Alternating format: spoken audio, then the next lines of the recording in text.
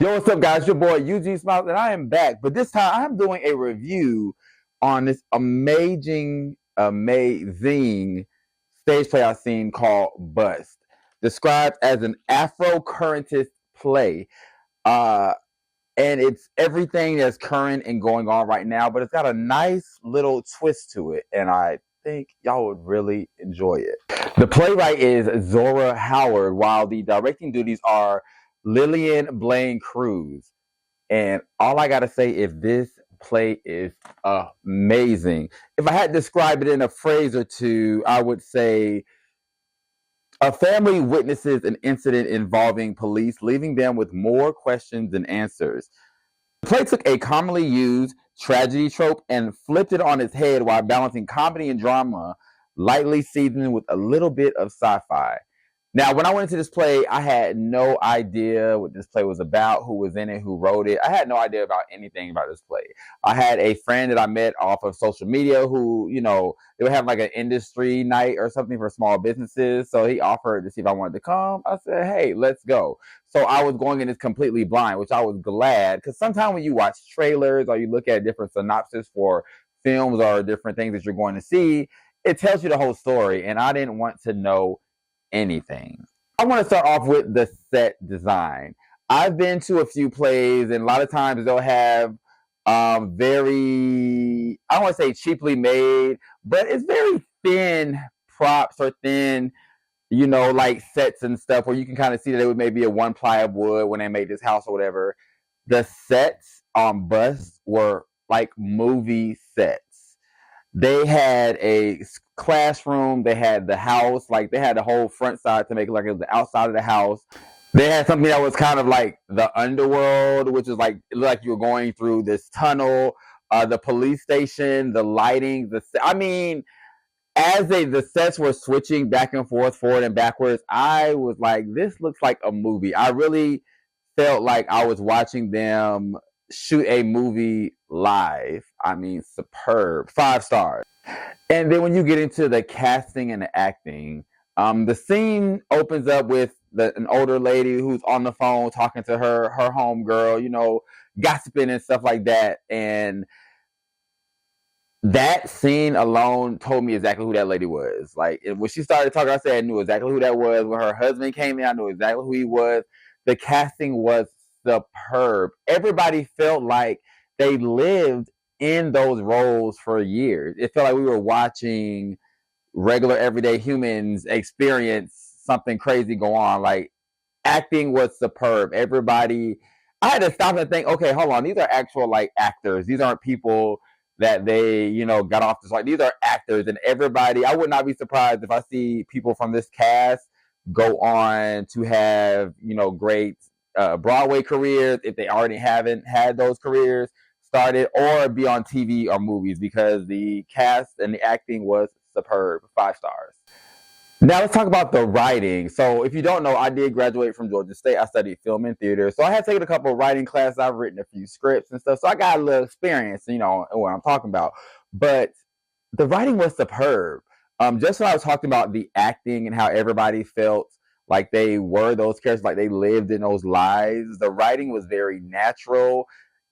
Sometimes you can watch plays or TV shows and you'd be like, why are they talking like that? Like, why are they using that type of language? But everything seemed to be very intentional. In the Black community, we use the N-word, and we use it in music. We use it when we're, talking about anything. Depending on how you say it we'll tell you what we're using it for, And it was something, because this is a completely like black ass play.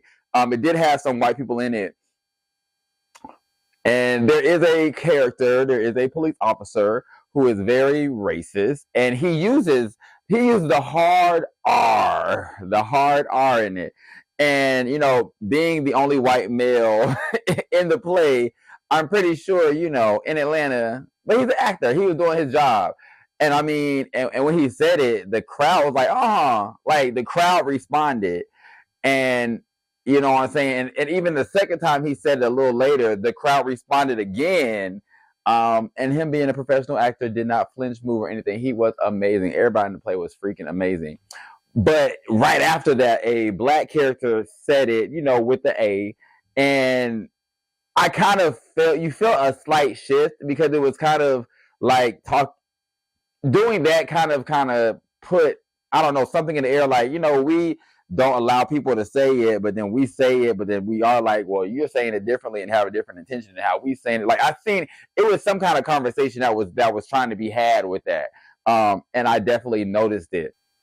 I just loved how like black it was, and every character they had, there was a set of kids, high school kids, and every character was like a different type of black person that the comedy character who he was Afrocentric, and just the way he talked and he moved. He was a comedy character. The girl that's really really smart. The guy that's probably the more athletic guy, but he's actually kind of soft, but he's not going to really show that. It's just all these different characters that were it just felt so lived in. I felt like I was watching reality TV. It was amazing. There were a couple of different messages that came from some quotes and stuff like that. I just want to say, and again, so when I am watching a play, I am not on my phone taking notes. One, I'm going to be very respectful to the people that's around me. Two, I want to enjoy the play. Like, I hate when you go to concerts and stuff and people are watching the concert through the phone. Baby, Rihanna is right there. I want to look at Rihanna. I want to look at Rihanna on video. That's what I'm gonna do for the rest of my life. I can never get this experience again unless I pay more. You know what I'm saying? So I think I got the quotes right. The part of it where you're like in this underground thing, and it's a guy, and he's saying, imagine a place. Once you imagine it, then you would know where to go. And once you know where to go, then you will be there. And it's kind of one of those things when they're talking about like speaking things into existence, and your word is power, and manifesting things. Because when you think about it, you're imagining a place that say, hey, when I grow up, I want to be a doctor. You're imagining that place. So when you're imagining that place, it's something that you're going to automatically want to work for, because now that you've imagined it, you know where you want to go. And the whole thing is us figuring out, where do we want to go? What do we want to do? And then once you know where to go, the only place is just to go there. You need to get the GPS. You put the address in the GPS. You have directions to get there. What's stopping you from getting there? Like, go. Whether it's going to be Uber, a car, you're walking, taking a bike, a scooter, whatever, just go there. And it's just one of those things. You're like, you know what? It's very simple, but we don't really take advantage of that. One of the things that I love, the messages was scream and let go of all of it. I am an advocate for screaming and yelling when you have to get something out of your system. Not yelling or screaming at somebody, but like sometimes people are just getting on your nerves, or just things are happening and you just want to scream.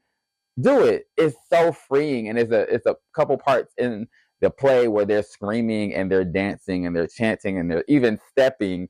Like, it's needed. And the dancing and stepping and playing music and all that stuff it's stress relievers. And the play touched on that. It touched on that a whole lot. And another thing, it's okay to be angry. A lot of people are like, it's not okay it's absolutely okay to be angry. It's about what you do when you're angry.